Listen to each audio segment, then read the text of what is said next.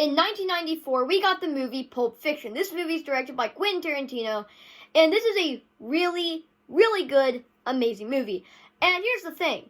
Whatever you do think about this movie, when you're first watching it scene by scene, there's a good chance it's going to be wrong. Because what this movie does is something that you may not expect. It takes what you normally expect the formula to be, and it puts it on its head. Everything leading to those events happens. You're not in those events. You're showing the build up to all these different things you don't get to see, but it doesn't matter because they do it in such an interesting fashion. It's like a whole bunch of exposition. The whole movie is at a base level. There's a whole bunch of moments that are just exposition.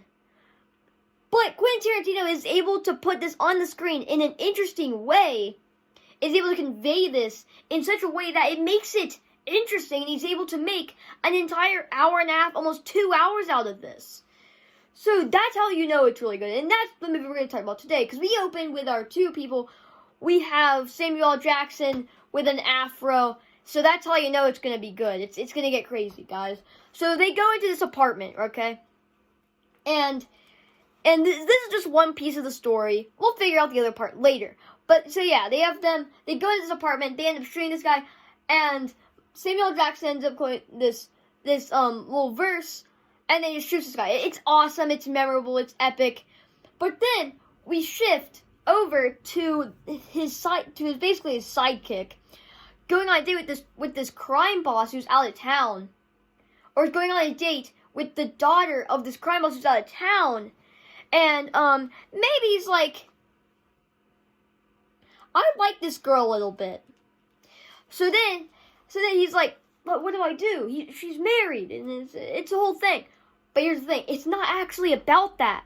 It's about him having to take her to this other friend junkie's house because she OD'd, and then that's what this is about. It's not about some romance. It's just about that, and then it cuts to this other part where Bruce Willis's character is like a fighter. But he also is involved in all this other stuff, and it's really interesting. And eventually he gets kidnapped along with this other guy. And then, after that, it cuts back again to Samuel Jackson and the other guy.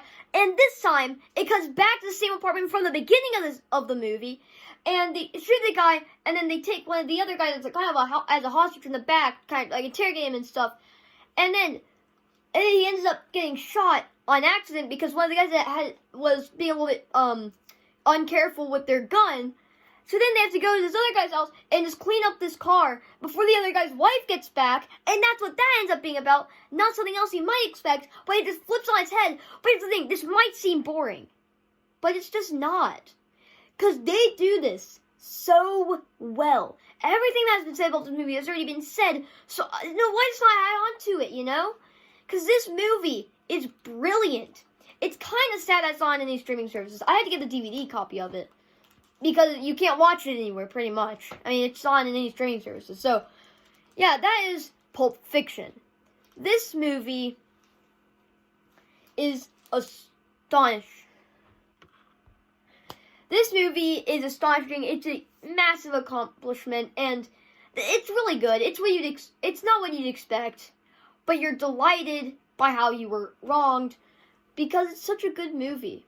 So yeah, guys, I just want to talk about Pulp Fiction. This, when this released, it's a 9 out of 10. I never give a movie a 10 out of 10. Not even my most favorite movie of all time a 10 out of 10. And no movie can be a 10 out of 10 for me, at least. If you enjoyed this video,